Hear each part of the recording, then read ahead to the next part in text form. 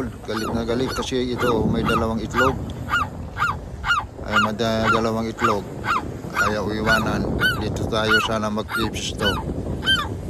Magfishing sa taas ng malaking bato. Ayan, yung dagat. Ihuhulog ko na lang sana yung ano ko dito. Pero to, galit naman to. Galit na galit mga idol. Ayan, may kasi dalawang itlog.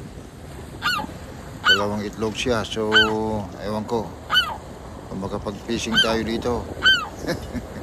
Galit naman itong sigol na to.